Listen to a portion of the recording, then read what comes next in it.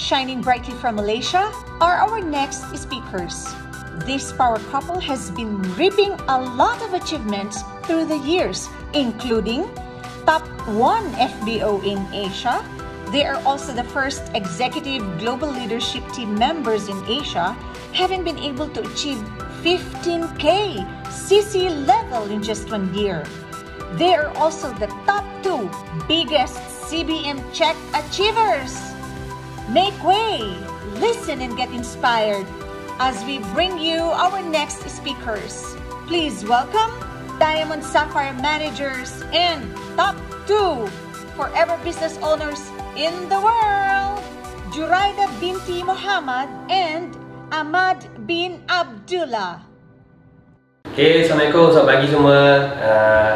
Saya Ahmad bin Abdullah. Saya nak menceritakan pengalaman saya sebagai pemandu lori 10 tayar yang telah menjadi satu kenangan manis bila saya dah berada di tahap sekarang. Okay, saya nak berkongsi cerita yang memang saya tak pernah cerita secara umum sebelum ni.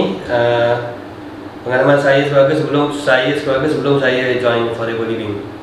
Okay, kehidupan saya sekeluarga buntu selepas saya dan isteri join salah satu syarikat MLM tempatan lah. So pada ketika itu kita tak ada pengalaman mengenai bisnes MLM lah ataupun bisnes networking. Hanya itu ikut. So kita teruja nak join bisnes tu sebab salah satunya adalah tentang kereta ditunjukkan apa SSM cucu rumah. Kita jadi teruja nak join bisnes tu sebab tu, bukan sebab kita nak nampak duit ke bukan. So disebabkan kita tak ada sebarang pengalaman, saya dan isteri hampir-hampir muflis, sampai kita pun dah macam buntu. Sebab saya ada 4 orang anak untuk dibesarkan. Masa tu anak pun masih kecil lagi. Dan saya pun ada anak kembar, itu lelaki dan perempuan. Pada ketika itu umur dia saya ingat dalam setahun lebih saya rasa. Dan saya sebagai seorang ketua keluarga, saya jadi buntu untuk mencari pendapatan yang tetap untuk menyara anak dan isteri. Pada ketika itu memang hutang keliling pinggang lah.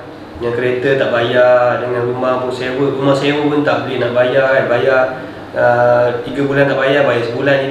Pada masa tu memang kita macam tak jumpa cari jalan, macam punca, hilang punca, macam tu.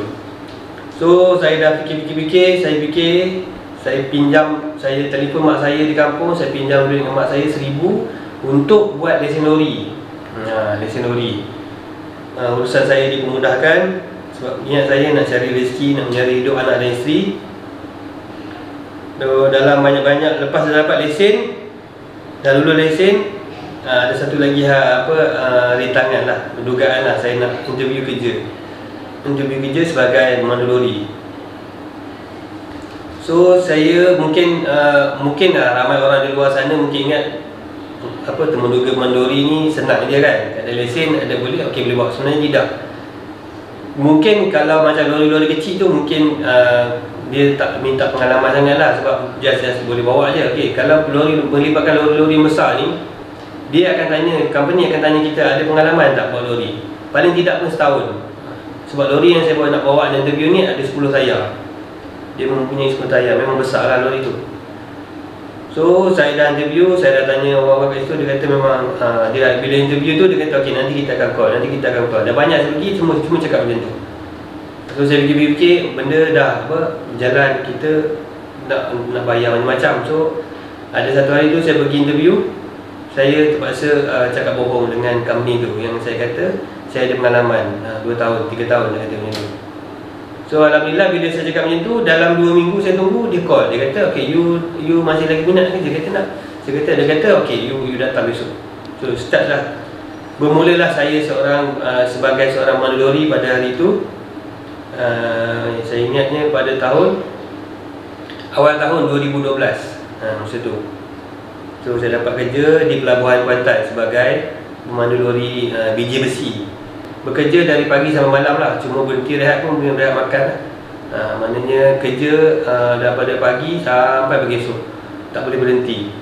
Kalau nak dah ngantuk pun pandai-pandai lah cari tempat nak tidur sekejap kan macam mana. Okey, ada ketika saya bekerja sebagai mandori tu, tak lama, dalam seminggu saya bekerja, saya ditimpa kemalangan. Kepala saya belah kanan ni pecah dan luka lah, cedera lah. So apabila cedera, saya tak dapat bekerja semua sebab dah MC kan. Bila MC saya pada hari tu, saya ingat dia doktor bagi 4 hari saya rasa. So saya duduk rumah, tak sampai 2 hari saya pergi ke kerja balik. So saya fikir sebab saya bekerja sebagai mandori ni, dia gaji dia bergantung kepada trip. So kalau kurang trip, kuranglah gaji. Maknanya kita punya gaji sikit lah. So saya fikir saya tak boleh cuti lama-lama sebab saya fikir luka sikit je saya kata sebab saya pergi kerja. Saya kira macam berkorban lah.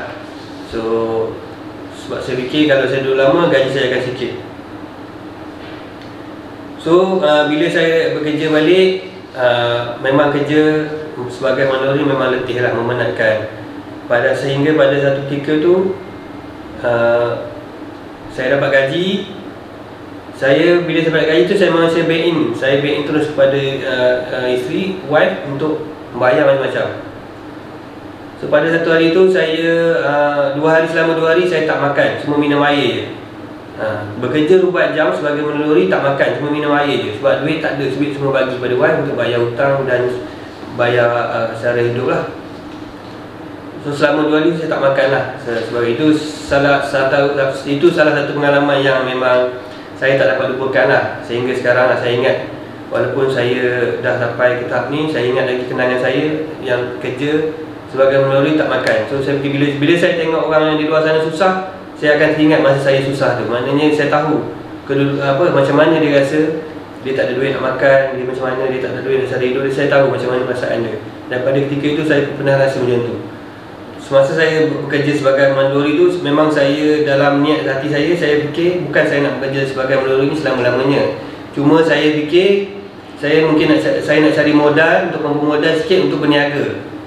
So dalam fikiran saya nak berniaga, tapi saya tak tahu nak berniaga apa. Maknanya saya tak ada lagi dalam kepala saya ni apa bisnes saya nak buat. Tak ada lagi. Cumanya saya fikir, saya cakap dengan diri saya ni, saya hanya nak bekerja sementara dan saya nak kumpul modal untuk berniaga, itu je. Dan pada tahun 2012 juga, saya ingat masa tu seminggu sebelum masuknya bulan Ramadan 2012 tu, saya ambil keputusan untuk berhenti bekerja sebagai mandori. Dan pada masa tu saya buat kerja kecil-kecilan sambil-sambilan lah. Mungkin saya ada buat perniagaan kopi masa tu. So saya buat sikit-sikit, dapatlah sikit-sikit. So apabila pada penghujung 2012 tu, saya diperkenalkan Business Forever Living ni oleh saya punya upline. Dan pada ketika itu, saya ingat saya join penghujung 12 tu, saya dan isteri buat sehabis baik. Sampailah ke hari ini, alhamdulillah, saya rasa amat bangga dengan kejayaan yang saya dapat hari ini. Dengan walaupun sebelum saya bermula tu, saya dah orang cakap melalui satu pengalaman yang agak pahit juga. Dan di kesempatan ini saya nak mengucapkan terima kasih kepada kita punya founder, iaitu founder Forever Living, iaitu Lexmon. Dan di atas menyediakan platform yang terbaik untuk saya dan isteri merealisasikan impian kami dan orang-orang lain juga. Dan saya juga berharap akan dapat membantu lebih ramai lagi rakan-rakan kongsi untuk mencapai impian mereka, menjana pendapatan dan bersama-sama berdiri di pentas dunia. Okay, Assalamualaikum, saya Juradah Binti Muhammad.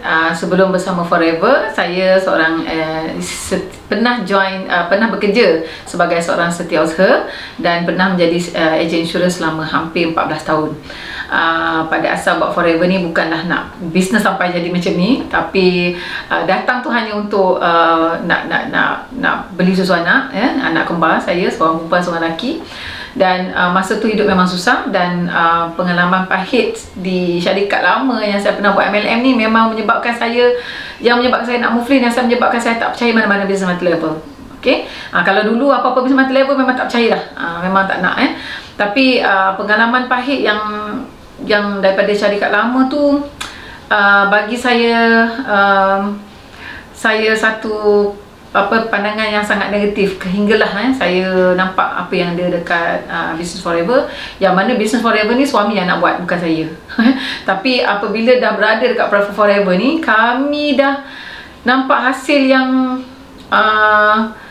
sangat positif, sangat positif dan beyond our expectation. The result itulah dia, hasil dia tu, dan bayaran bonus dia memang luar biasa. Okay, dan menyebabkan kita memang betul-betul nak all out dengan Forever ni. Okay, so kita boleh belajar, fahamkan Business Forever dan cara untuk capai insentif di Forever. Sebab Forever ada menyediakan sistem yang sangat cantik untuk semua FBO, yang mana dia memang berjaya melahirkan beribu-ribu orang jutaan di dunia. So kita gunakan pengalaman yang di syarikat lama untuk jadikan panduan di syarikat baru, di Forever Living. Alhamdulillah 8 tahun dekat Forever Living, banyak pencapaian luar biasa, dan alhamdulillah, dan kini masa kita dah berjaya tu, kita fikir untuk teruskan perkara yang tertangguh, dalam bidang akademik itu, sambung belajar. So memang pelik sebenarnya tak ramai yang tahu perjalanan perjuangan sambung belajar ni, dan alhamdulillah pada 11 April 2021 Kak Ju dah settle graduate as Master in Business of Administration, dan buat tesis atas advice my personal lecturer, dan personal lecturer ni memang dibayar sepenuhnya dengan income Kak Ju dekat Forever Living, alhamdulillah.